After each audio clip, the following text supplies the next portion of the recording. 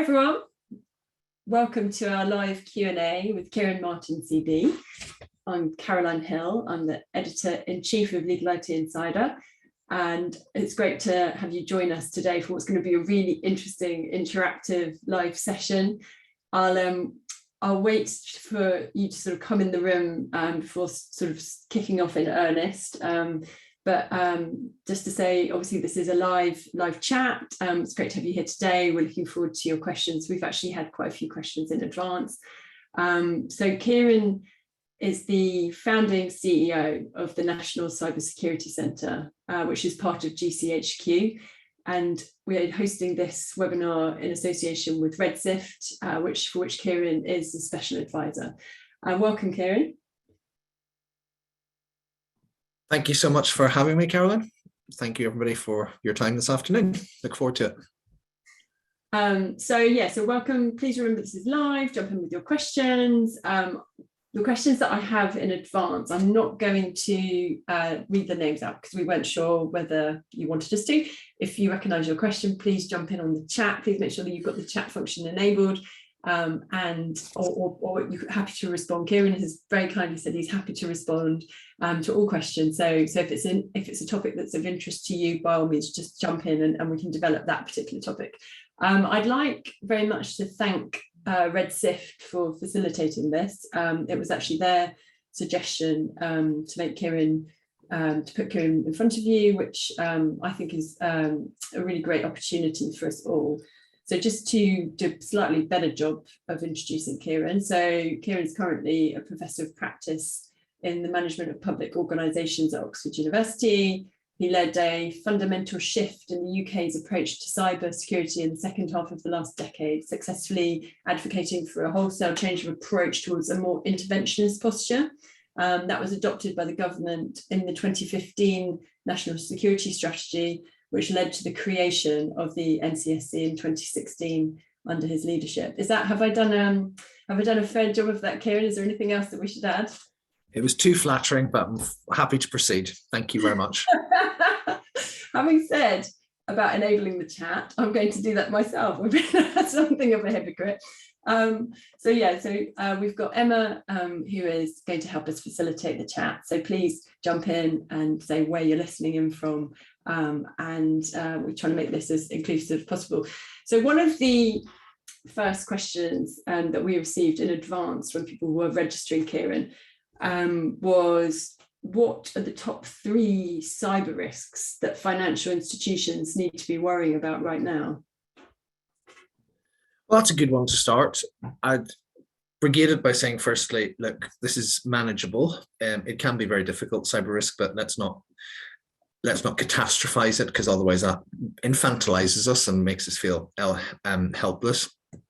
I think essentially there are 3 sort of serious and realizable risks, and then 1 systemic risk that we need to keep in the background. Okay, so and this is a focus on finance, but it's broadly applicable to other sectors, but I'll be as financially specific as possible. So the first big risk is ransomware. Ransomware, as my successor, Linda Cameron, said, despite the war in Ukraine, despite all the other geopolitical turmoil that's happening, old-fashioned criminality, or newfangled criminality, an old-fashioned concept, but adapted for the digital age, coming out of Russia, where people are just extorting businesses. That is, even for bigger institutions, even for financial institutions where cybersecurity tends to be better than it is elsewhere in the economy, that is the thing that's most likely to happen. So some form of intrusion that locks you out of a system, makes things very difficult to do business, perhaps steals data and extorts you. And that had massive social and economic consequences last year in pipelines and healthcare, in food retail, etc., and it happens all the time in financial services as well. The second is a little bit of the old-fashioned, simplistic, but sometimes effective denial of service attack. You've seen that a little bit in the banking sector in the Russia-Ukraine war. Now, it doesn't constitute a systemic risk to a financial institution, it doesn't steal money, it doesn't bring down the edifice of the bank, but it makes it very difficult to interact with the bank. So it causes social and economic disruption if the app doesn't work, if online banking doesn't work, even if the basic information of the website doesn't work.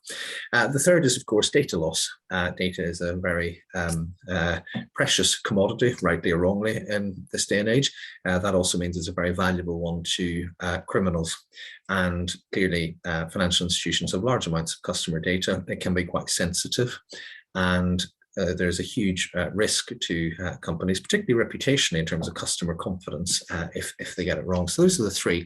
They're all quite sort of techie and sort of mid-level and so forth. They're not existential, and most of the time ransomware can be.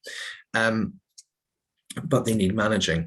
There is a sort of existential and systemic risk, but actually here's a slight bit of optimism in the financial sector in particular. And this is specific to the financial sector because it doesn't apply in other sectors.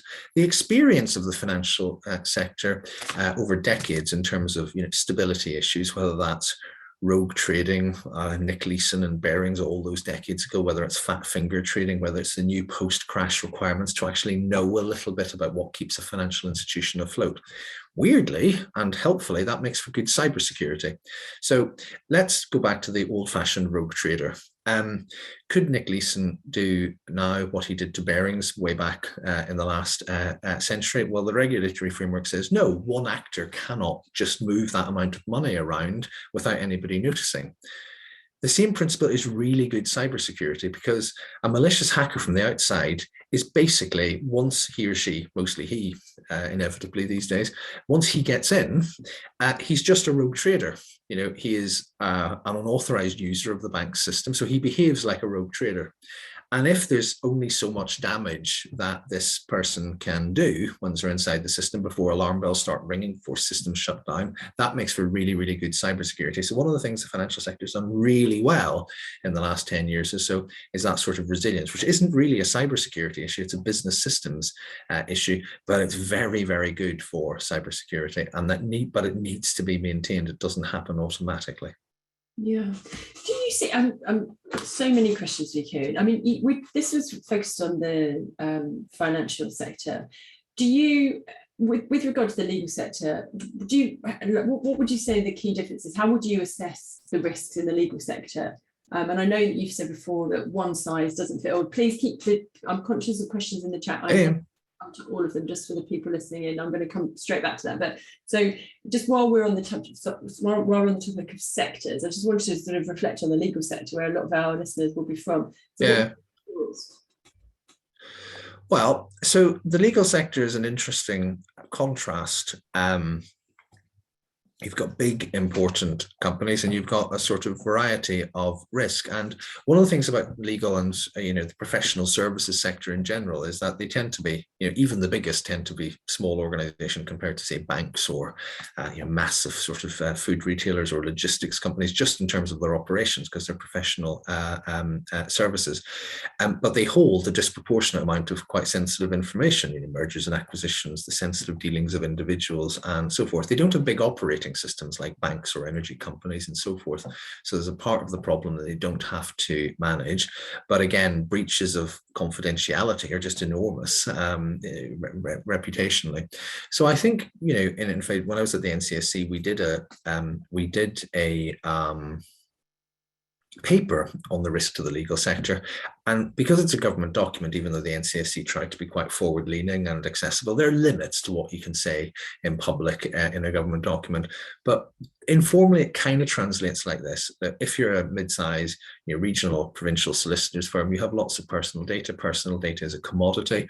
The sorts of data that solicitors have is actually quite valuable, because if you take an online retailer like Ticketmaster, they just have your name, email address, last 4 digits of a credit card, something like that, if they're storing it properly. And it's sort of useful in a minor way to a criminal. The sort of information a solicitor has is extremely useful to a criminal. All sorts of financial data, perhaps mortgage applications, lots of personal identifiers and so forth. So there's a bit of risk there. So everybody has to do the basics on personal data, whatever bit of the law you're in.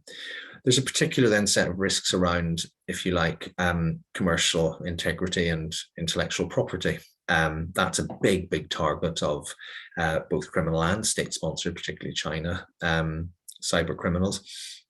And so, if you like, say the magic circle part of the sector with all that sensitive data going through it will find themselves at risk of pretty sophisticated, or at least very targeted commercial espionage via digital means.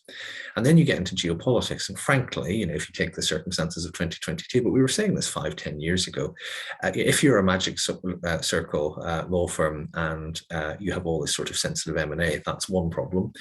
If you have that and you've got half of the Russian oligarchy on your books, the London-based sort of half, then you've got another problem entirely, because you're dealing with quite politically sensitive information. I mean, look at Mossack Fonseca, for example, and technically not a cyber operation as far as we know, but could, lends itself to the same sort of point. The reason I mention all of this, because, if you go back to the first question, Caroline, about financial services, when you look at denial of service, you look at the protection of personal data, you look at controls against sort of the mass theft, sort of bearing style, some of the things that the North Koreans have been trying to do. And then you look at legal, you look at protecting sort of general bulk personal data, you look at protecting very sensitive small amounts of personal data belonging to high profile individuals, and you look at protecting IP. They're quite different defensive strategies, and so you need to understand the risk you're carrying before you get a tailored approach to defending it, because what works for the national grid, big industrial control system, won't work for a bank, which won't work for a big law firm. So you need to think about the business context and the risk context in which the cyber risk arises before you start working out how to defend it. Yeah, so because there's a risk of assuming that one size fits all, right? And actually couldn't be further from the truth. Well, absolutely. I mean, one colleague who's probably listening from Red Sift, Dr. Roshni Huma, has got a very good line on this, where you in experience, you go around and you're talking to potential customers about what sort of things they need. And she once talked about a customer in an unspecified sector saying, well, if we do this, this, and this, and we buy in that service and that product and so forth, it'll give us this protection.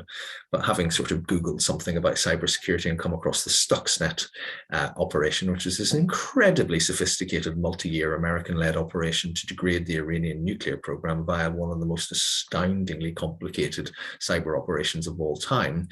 This person said, but this wouldn't protect us against the likes of Stuxnet, to which Rose's brilliant reply was, but is your company enriching your uranium? It's one of those wonderfully absurd examples that illustrates the point. Most organizations are not first order political targets in the way that the Iranian nuclear program would be. Some are, though. But most organizations have something sensitive, something they'll worry about, something that the loss of it or the compromise of it would lead to, if not existential risk, and it might, then at least severe disruption, embarrassment, commercial damage, and so forth. Working out what that is the first step in working out how to protect it. So I think that might answer this. So while we were talking, so Julian Pereira, thank you very much for your question. I think Julian asked, good afternoon, what does Ciaran's perception of the key cyber threats to the legal, what are the key cyber threats to the legal sector? I think you've just covered that. Is there anything, I asked the question slightly differently, but is there anything else that we haven't talked about? No, I think just applying the general framework of cybersecurity is a sort of, for want of a better phrase, holy trinity. There's the confidentiality of information. There's the integrity of that information. So is it altered? Is it, safely stored in a way that is trustworthy? And there's the availability of it. So I think, depending on the context in which the legal system, in which particular actor or company in the legal system is operating, that's a useful way of thinking through it.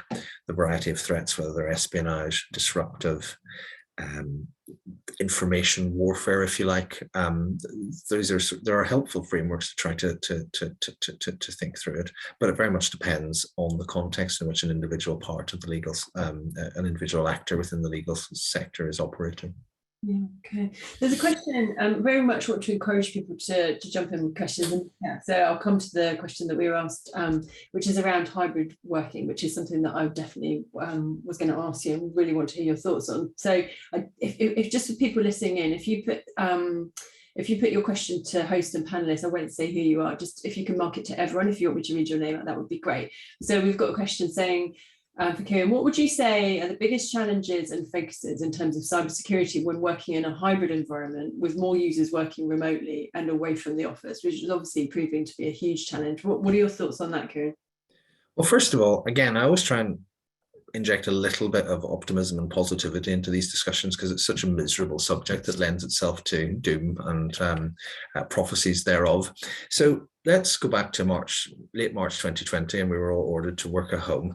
Now, if you look at the sort of doctrine of cybersecurity that the British government under mine and others' leadership had been promoting for the last few years, it was always about planned and well thought through risk management. So if you'd said to me, we're going to have this massive unplanned national experiment, we're going to send everybody home with about 2 days notice, and we're going to make them all work remotely, I'd have thought that this had a decent chance of being a cybersecurity catastrophe. We now know it wasn't. I mean, some things went wrong. There was an increase in scams relating to COVID.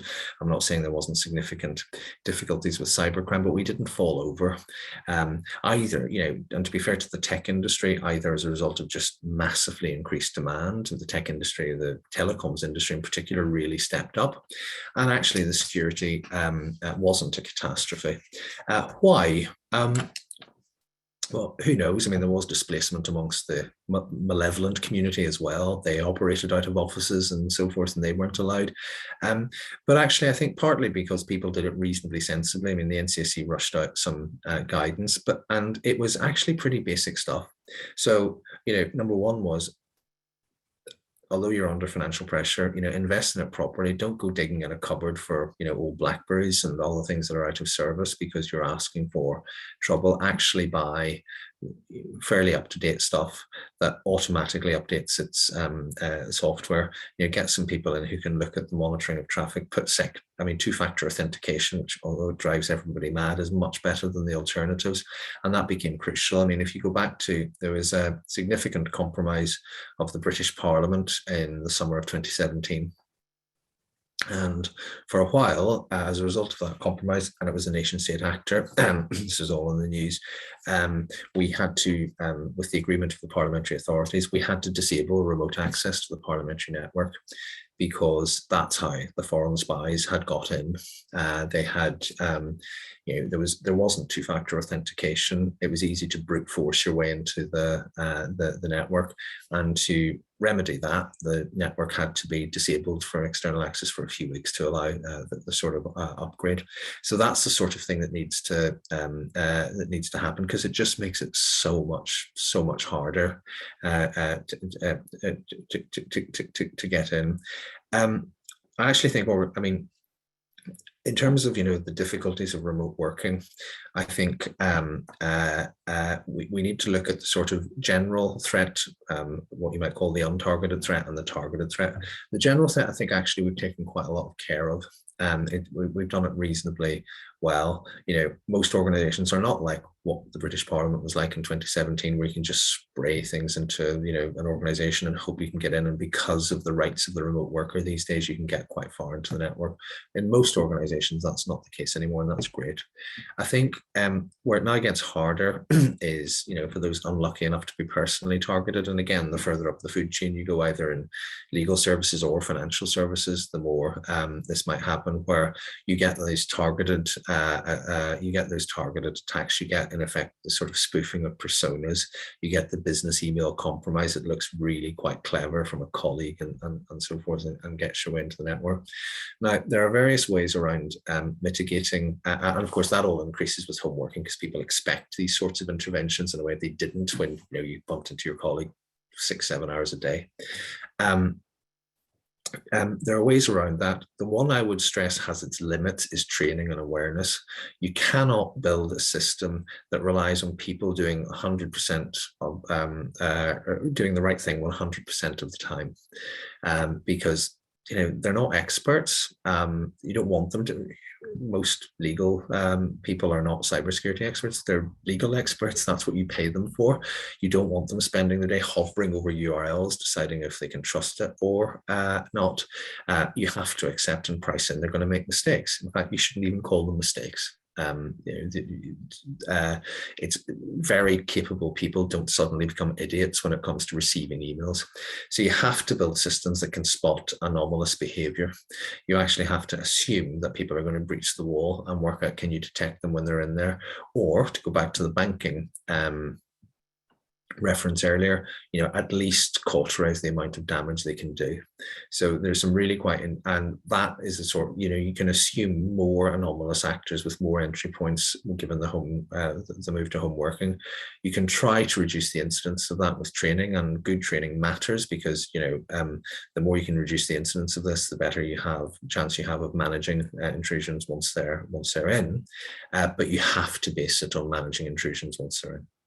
Do you think it's now, pretty much mandatory to use something with machine learning and assume that, because the threat, I love the fact that you try to take a slightly positive view, but obviously the threat is so huge. Do you think that AI/ML is essential now in terms of the systems that people are using? Yeah, to a point, but it depends how you configure it. So, there's some great examples, and we need to be slightly careful what I say here, but there's some great examples, including some extremely famous compromises in my world of cybersecurity, where they had all the AI in the world, all the automated detection, but ultimately, you need to take a judgment on it, because you can configure AI in a way that might spot all sorts of things, but it might get it wrong and then block things, or you don't have anybody capable of taking a judgment on it. So there was one major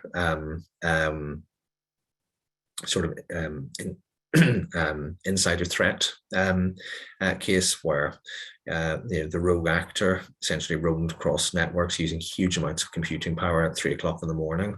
All of the AI was detecting that, and it was analyzing it to within an instant of its life, but it wasn't actually, the systems weren't configured to flag it up so that somebody could say something's going badly wrong here. Equally, there are other examples of people doing quite, benign activity. It's a bit unorthodox because they've been working late or whatever, and they've been shut out of it.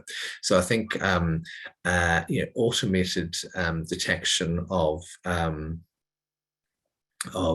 suspicious behavior is pretty much essential in larger networks these days, but it has to be connected to a fairly real-time, sensible human judgment, because otherwise you end up with finding it really difficult to find the balance between, on the one hand, just waving things through and having all this interesting data after the catastrophe, or on the other hand, just locking everybody out of what they need to be doing.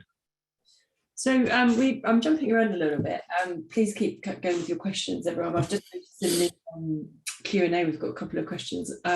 So one is quite relevant to the conversation that we just had about hybrid working, because within the legal sector and every other sector, the shift to hybrid working has seen a greater adoption of cloud technology, and there's very much a trend within legal to adopt the cloud. And one of our questions from Matthew Parker says, what's your view? And Ciaran, I appreciate you're very good to sort of just accept all of these questions on the fly. If there's anything a bit closer, I'm here for. That's right. So what's your view on the reliance of key sectors on just a few cloud service providers, i.e. all eggs in one Microsoft basket? Yeah, so this is a real conundrum, now that I'm free to say these things. So let me break it down into two parts, the sort of good part and the concerning part. So the question's about the concerning part, but there is a good part to this, which back in the day, actually, probably slightly before me, what's now the UK National Cybersecurity Centre was one of the first public authorities in cyberspace to say, look, you get real, stop saying cloud is some sort of security disaster. Actually, for many organizations, well-run cloud is way better than trying to muddle through on your own, and that will only get that will only become more and more true as time goes on. I think that's proved to be the case. Now, the caveat there is you can't outsource your risk. That seems an obvious, if even trite statement, but plenty of organizations still go, well, I'm paying Microsoft or I'm paying AWS, therefore that takes care of it. No, it doesn't. You have to have a sensible customer who understands. I always go back to the Swedish government example of 2018, when 2017 or 18, I can't remember which, but the Swedish government nearly fell because there was a major breach of its transportation authority of personal data of citizens. The Swedish people, the opposition, the press all said, well, where is the data held? The government said it's in the cloud. People who knew what they were talking about said, don't be ridiculous, where is it actually held? Turned out it was in the Czech Republic. But A, the government didn't know immediately, and B, there were questions to answer about, well, under what circumstances is it held in another country? Yes, it's a friendly EU country, but it's not held here in Sweden. Who has access to it, etc., etc. So you need to have good people in your own organization managing it. And so therefore cloud security is, in principle, a significant positive for organizations that would otherwise really, really struggle to get the skills and money to secure their own data. However, the questioner has hit the nub of the problem, which is the duopoly. One of the reasons this cloud security is so good is, is just the sheer scale of the providers and the amount of money they can invest in cloud security, the amount of good people they can hire, etc., etc. So, the security of the big two is very, very good because it's existential. I think, I'm not saying they're unreachable, but I think they have set a high bar. So they are the owners of catastrophic risk, and they know it, which is one of the reasons why they've invested so heavily in it. But that makes me slightly uncomfortable just about the aggregation of risk, that all the eggs in two baskets, as your question implied. The other thing is actually, the market consolidation point. It isn't good, if you like, to have just the two, but that takes you way beyond the realms of cybersecurity into sort of competition policy and so on. And it's a really, really hard problem because scale matters in technology. There's a reason these two are really, really good at what they do, or Google, if you want to make it three, but it's not a comfortable position to be in. So I think it's your classic problem where individual organizations are taking perfectly rational decisions that the best decision for them is one of these big two or three, but collectively then that adds up to a systemic challenge. Thank you for that. So we're going to dot around between some Sure. nation state and then just advising people on their travel, which is what I love about this type of Q&A. But so Julian, I don't know, so I won't mention surname, I'm not sure if I'm allowed. Is there a forum where cyber and information security leaders in the legal sector can connect? Is there sort of, it's a fairly short answer, I would have thought, can connect, collaborate and share insights on common areas of concern? Do you have any sort of recommendations? So I don't know for sure, but there might be already, and if not, there should and could be. So the NCSC run these things called information exchanges across various sectors. You can find them on the website and people can ask. So there were about 16 of them across various sectors when I left. I honestly can't remember if one of them included the legal services sector. If not, so they weren't government run. It was really interesting. Nobody wanted the government to run them. Then we said, well, we'll stay out of them entirely. So we'd quite like you to facilitate it because you sort of give a bit of organization and actually having a neutral presence rather than one competitor in the league. So, and I just see Mark Day saying there's a legally specific one on the CISP platform, but there is and that's a sort of information and data sharing platform. There is also this network where people use the stuff in CISP and they actually talk about it in that respect. And I think these information exchanges are really, really good. I remember, and this was certainly before legal was in the act, if it is now, but I remember in about 2018 there were around 200 chief information security officers from the big hard sort of critical sectors, energy, telecoms, finance and so forth, and 200 chief information security officers getting together with the government playing a neutral role, discussing all this stuff is really quite powerful. So there are some things in the there are some things in existence, but there's certainly more that could be done. And I think the government, if it was anything like it was less than 2 years ago when I left, would be very happy to play a facilitating role if the industry found it useful. It's really interesting. I hope we can take that forward. It's a really good point. So Jamie Lawrence says, for mid-sized law firms with limited budgets, we annually renew our Cyber Essentials Plus certification but get priced out for any penetration testing. Is Cyber Essentials Plus the standard a firm should be aiming for, or is there any other certifications recommended to ensure we remain secure and follow best practice? This is a really live discussion within the legal sector in terms of whether there was a recent case involving a criminal law firm, which you'll be aware of, and it's a question now as to whether Cyber Essentials Plus should be mandatory. But what are your thoughts on that question, Ciaran? So these are really, really good and hard questions. Cyber Essentials Plus, I mean, there's nothing you're missing. So I'm just reading the question here. You know, is there anything, is there any other certifications? To the best of my knowledge, there's nothing sort of big that is being missed. But in terms of looking to go further, if that within a sort of reasonable budget, having noted the point about being priced out of pen testing, it is possible to look at, say, things like, you know, the CBEST framework, which is for banks and so forth, and not to adapt it, but to look at bits and see if there's anything there that might be useful. Again, you know, I'm being pretty candid here about some of the, you know, I think the UK is in comparison to other similar countries, you know, in reasonable shape in terms of what government and industry do in cybersecurity, but there's a lot more that could be done. I think there is a feeling in government that perhaps Cyber Essentials Plus being the end of the line, if you like, other than very specialist, very expensive things in certain sectors. I think there is a lively discussion. You're saying, Caroline, that there's a lively discussion in the industry about this. I think there's a lively discussion in government about whether you need to go a little bit further. But the truthful answer at the minute is there isn't anything other than you're just looking at other sectors and seeing if there are bits that you might find interesting, but certainly nothing that gives you a badge. Okay. I hope that I mean, that's a great answer. I hope that answers your question. If anyone wants to jump in with any sort of to develop any of these themes, then please do. So I think it's quite nice that, you know, everyone sort of jumps in and answers each other's questions while we're talking, Ciaran. I'm not going to mention the name. What do you think of the US NIST framework? Wow, I mean, this is getting Viva level. This is this is quite hard. This is quite hard work. What do I think of the NIST framework? A little break, a little drink of water. No, it's fine. It's good to be put through your paces. So the US NIST framework, I need to be careful. I mean, firstly, it's a huge advantage that it's there. I think it's also really, really interesting about its market power. So if you look at the President Biden executive order on cybersecurity, one of the longest and most detailed pieces of government activity anywhere in the world ever on cybersecurity.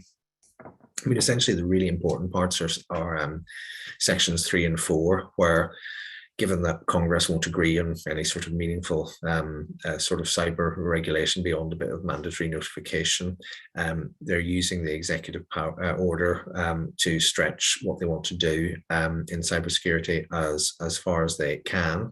And so Section 3 is about the federal government's, the Leviathan that is the US federal government, and what its standards should be to buy. And that's aimed at not just shoring up US federal government cybersecurity, but at moving the market. And similarly, Section 4 is about supply chains for critical infrastructure. And they then say, and NIST shall develop some standards. So, you know, if they didn't have NIST, you know, and they don't have to, then they wouldn't be able to even think about things like this. So that's the sort of upside. There are more upsides, which is they've got some very good technical people. They have industry buy-in, everybody knows what it is and so forth. The downsides are, I mean, if you go back to that Biden process, I remember they sort of said, right, so for something that complicated, they said, right, so they issued a sort of, you know, consultation and said, you've got 2 weeks, which is, you know, well, it was strikingly quick, I'll say that much. And then some of it comes out where it's either extremely detailed and prescriptive and or quite compliance based. I also think, to be fair to this, though, you know, it's sort of better at looking at standards in other countries now, because it used to be just very, very US centric, and, you know, then people would say, well, you know, we'll have to apply this sort of everywhere in the world. I think that's less pronounced now. So overall, you know, I think, like everything in the US, it's sort of massive and largely a good thing, that it can be very sort of very, very clunky. I also think it's entering quite a really significant period of importance, given the centrality of it to delivering the Biden executive order. Yeah, okay, thank you. I'm just looking at Q&A. So, oh, this is a good one. So it's because I wanted to come and talk a bit about nation states. So again, this is Matthew Parker. So from a cybersecurity perspective, who is the bigger threat, North Korea, China, or Russia, or is there another? You didn't think you would get it easy with us, did you? Fair points. As I've already said, you've kind of offered to put yourself on the spot. So at any point, I'm greatly enjoying this. Don't worry. So look, North Korea, China, Russia. There are three different problems. I'm not saying that facetiously to avoid ranking them, but Russia. I'll explain them, and then if anybody's interested, you could sort of rank them yourselves based on the weighting. So I'll start with North Korea. Actually, North Korea is a niche actor. It's certainly in cyber. It's not a systemic threat to anybody, but it is a sort of to any nation. But it is a pretty nasty actor when it gets its act together. And actually, the financial sector is its particular target. So it used to be what you might call principally an asymmetric retaliator. In other words, a bit like the Iranians. So if you take the Iranians, the late Sheldon Adelson, the casino magnate in the US, makes a very belligerent speech about bombing Iran, and the next thing, his casinos are done over for $75 million.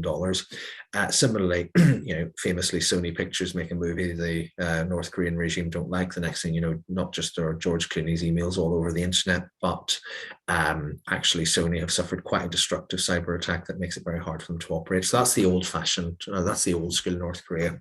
Middle of the last decade, sanctions start to bite really badly, and North Korea becomes, in the words of the US Department of Justice, the world's first state-sponsored cyber crash criminal.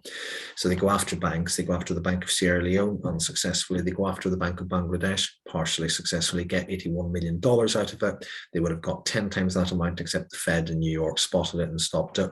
They then try again. They do this really bad botched operation. The result is the WannaCry worm. We've got a weekend of panic all across the world, in the NHS here, worst weekend of my time in office. So North Korea are a really nasty small scale threat, but particularly acute for the financial sector. So that's them. Russia. Let's go back to the legal sector. If you're in a magic circle law firm and all your really, really important M&A from big pharma goes missing, and it's a really sophisticated operation, I'd be astounded if that was the Russians, because they're just not interested in stuff like that. Russia's interested in political advantage. It's not interested in commercial stuff. So it will be interested in people. It'll be interested in institutions and organizations. It'll be interested in messing around and undermining confidence in elections, possibly in power grids and so forth.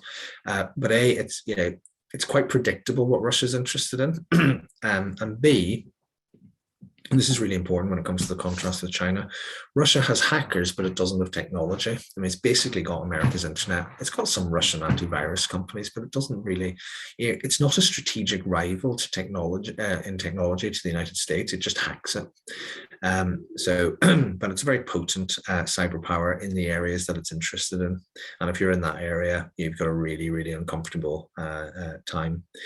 China's completely different, because by the time certainly I left government in 2020, I'd stopped thinking about China principally as a sort of cyber actor. China did all the sort of industrial scale commercial espionage, and it'd been doing it for 20. It's been doing it since the early 2000s. It used to be really noisy. Thanks to a bit of Obama pressure in the middle of the last decade, it tried to quieten it down a bit. Now it doesn't care so much because US-China relations have worsened so much. But in a sense, conceptually, just like Russia, defending against the Chinese, it may have been operationally really hard, but conceptually it's really simple. They've got a bunch of hackers. They're trying to steal economically valuable information, and your job is to have more better days than they have. Fine. But China is a strategic competitor to the United States and to the Western model of tech. It's these massive tech companies. So yeah, it's got cloud providers. It's got huge cloud providers. They're as big as Microsoft and AWS. We don't use them for most things over here, but it's got them, and they're very, very good. It's got massive telecoms companies. It's got huge lead developed research into quantum computing. It's got a tech leadership at least in the views of some experts, in 5G and in the race for future telecoms and networks advancements. It's got control over at least some of the sort of hardware and raw materials needed for next generation technology. It has many disadvantages, as we see with some of the sanctions put on it on microchips and so forth. But it's got a completely different vision of the internet, which is the way the Chinese internet runs, lends itself much more to state control. It exports it and so on. So the issue with China really isn't, what do we do about its army of hackers? You just do your best and you try and keep them out. And and we try and put public policy pressure on them to sort of tone it down a bit. But actually, the strategic challenge from China is that it wants to have better tech than us as a tool of its economic development strategy. And if it succeeds, then that's a big, big blow to the Western way of life. It's not really a cybersecurity problem, but it's a public policy problem of the first order. It's not even a sort of problem that can be dealt with in the traditional national security space. What are defense ministries and national cybersecurity centers going to do about that? Nothing. It's about economic policy, it's about industrial strategy and so on. So it's a really, really interesting set of problems. It's a very long-winded answer, but actually, the big strategic challenge on tech and tech security is China by a country mile. Not because of its hacking abilities, but because it's actually got a competing technological system that works. Yeah, it wasn't long-winded. That was great, actually. It takes me to a question that we were asked in advance of the webinar, actually, going back to what you said about North Korea. This sparked me to have a little bit, to sort of look into some of the stuff that Bloomberg has recently written about North Korea using cybercrime to keep their economy afloat. Yeah. So I was reading, Bloomberg wrote quite recently that around 8% of North Korea's estimated economy in 2020 came from cybercrime, and somebody was asking to what extent North Korea is using cybercrime to keep their economy afloat, which I thought was quite an interesting question. It is an interesting question, and I have no commercial connection to this product, but if you're interested, there's a wonderful new book out by a journalist called Jeff White, called The Lazarus Heist, which is about the so-called Lazarus Group, who did the Bank of Bangladesh and all of that. And it's it's really interesting. And I think that broadly speaking, the answer to your question is yes. It is interesting. There's a clear and obvious pivot point in time, roughly around 2014, 2015, where the North Koreans switched their limited, I'll come back to that, their limited number of hackers away from, if you like, political retaliation towards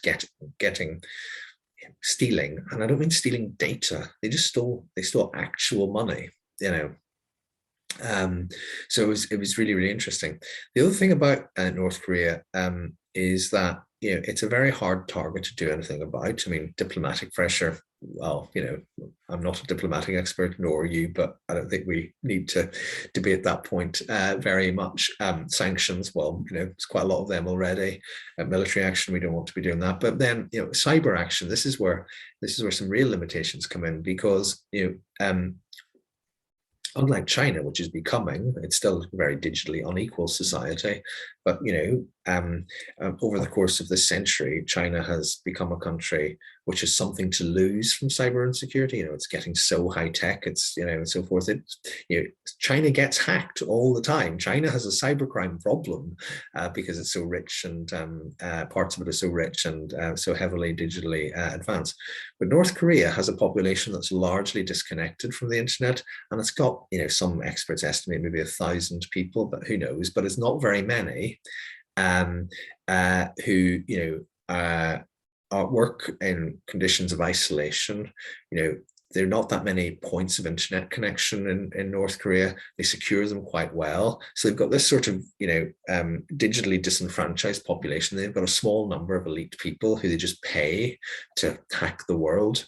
And that's actually quite a hard target, because the sort of trade-offs that we have between, say, the US and the UK and China, which is like, there has to be some form of self-denying ordinance, otherwise we're all screwed, if you don't mind the language. It just doesn't apply to North Korea.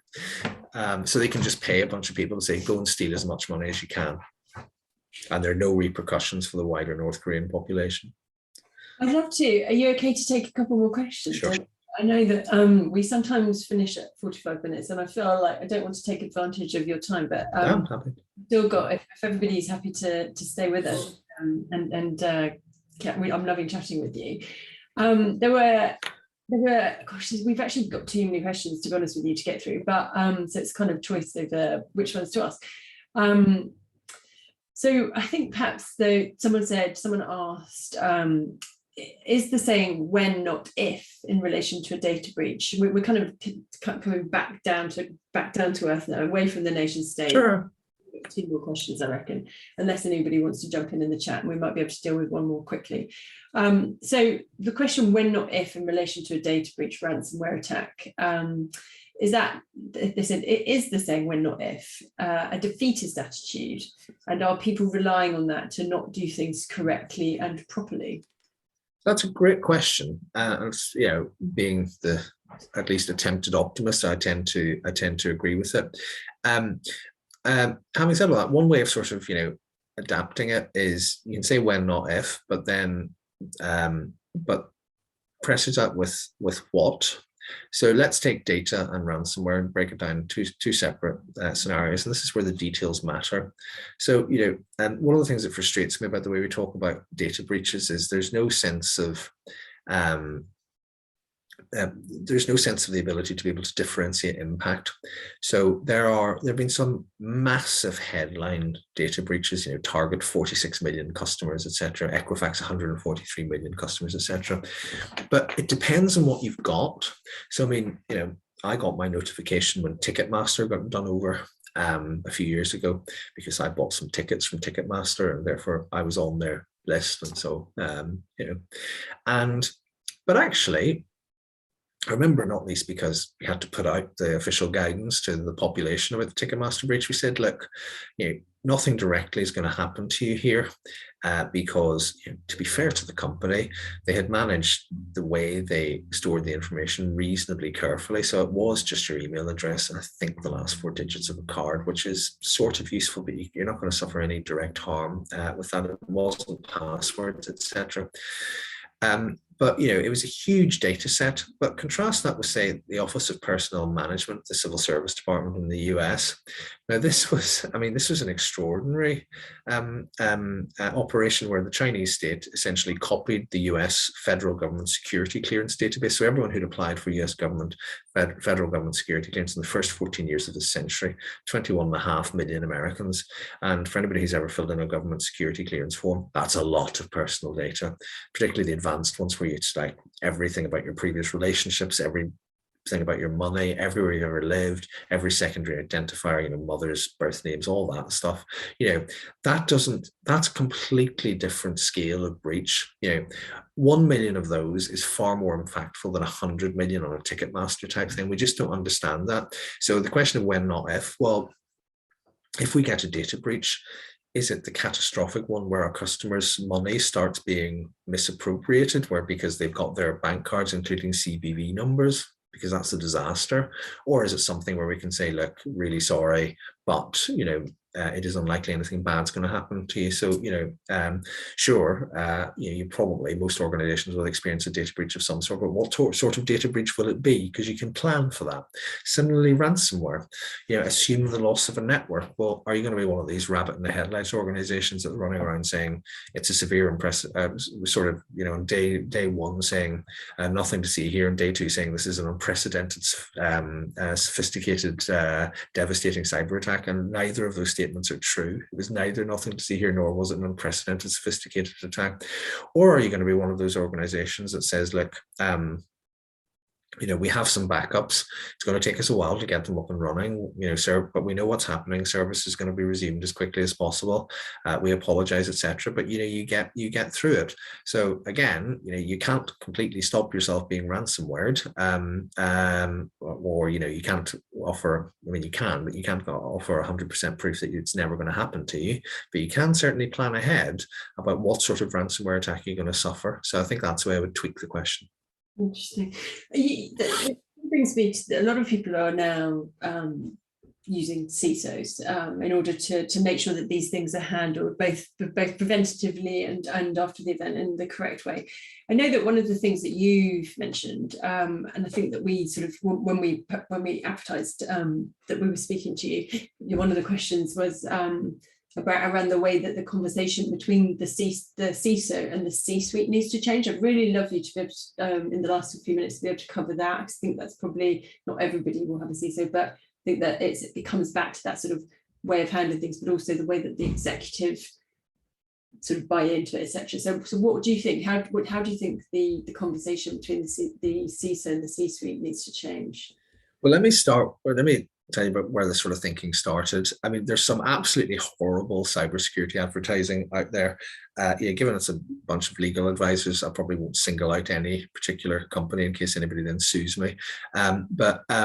I remember watching one video where it implies that by basically sending a funny video to some office workers, you can bring down a global financial institution. It doesn't really work like that. And basically, unless you buy some printer security, I mean, it is a genuine sort of ad. And what this is designed to do is to sell fear. And it's disaster. You would not have in corporate governance terms a discussion on pension liabilities at board level, where the chief actuary comes in and says, none of you are going to understand this, but it's very, very serious. I've got some consultants here and they're going to put some dazzling PowerPoint on the screen. And then you're going to say, this sounds very interesting. I don't really understand it, but I'm reassured. And you're going to tick it and walk away. You would not manage pension liability risks like that. You just wouldn't, right? So cybersecurity is the same thing. By all means, bring in the best from outside, buy good products and services and so on. But actually, from the CISO point of view, the CISO should not take advantage of the probable ignorance and lack of expertise of the chief executive of the C-suite. It could make for an easy life, but then you walk out of the meeting and you think you've got something, but they've no. It's all about what risk have they prepared to shoulder, and if they want to reduce that risk, what are they prepared to give you, and what, both financially and morally, if you like, and capability terms, what support. And if you bamboozle them with a sort of scary presentation and they say, right, yes, we've got your back, they have no idea what risk they've bought into. So you need to be explicit with them. So it's in your interest to explain to them, look, these are the risks we run. This approach here, which costs this much, will get you this amount of sort of risk reduction and assurance because it does this, this, and this, but it doesn't do this. If you do this, it would be far too expensive, or nobody would be able to work here, or whatever it is, and have that plain, simple conversation. On the C-suite side, the really maddening thing for all these high functioning people, I used to love teasing major oil companies about this. They'd say, oh, I'm so worried about cyber, it's just too complicated. You'd say, okay, so is it more complicated than extracting 400 million year old fossil fuels from the seabed safely and economically? Because that sounds quite hard to me. But computer network security is beyond you, is it? It's just ridiculous. So the whole thing about afraid to look foolish and so on. Look, if you don't understand what you've been told, just don't move on. Just say, so at the end, so I'm kind of working. So what does this thing do? And I'll conclude with a funny but bad example. I remember I opened up a security operations center at a very significant critical infrastructure facility somewhere in England. I won't be more specific than that. And it was great fun because you had this glorious, we've all seen them, those big maps of the world with the sort of pew-pews, everything's firing at everything else. And you're sort of, look, and this is a moment in cyberspace and so on. And, this is the sort of classic trash that you get in this sort of area. And I went up to one of the analysts and we were having an interesting chat, the sort of things we were talking about now about nation state activity. And he really, really knew his stuff. It's quite obvious from that. And so I said, right, okay, then pointed to a map and I saw something sort of originating in Jordan being fired at Chile. I said, so that bit there, what does that signify? And he just giggled and he said, you know perfectly well, this stuff's just here for the tourists from C-suite. And right, there's your problem in a nutshell. Don't do that, right? Don't have a big map on the wall where it's just to show people. I mean, I had this in the United States government as well. People said, and now we have the tourist room. There is this sort of thing, it's not threat tourism, but it's just a sort of, pew pew PowerPoint, here's all the glamour glitz, and it's all very scary, but you're too stupid to understand it but if you buy this, it takes care of it, or if you do this, it takes care of it. That's not the conversation to have. Actually have the boring thing about, well, if we did this, what would our pension liability reduction be? What would our cybersecurity reduction risk be? How do we know it would work, etc., etc.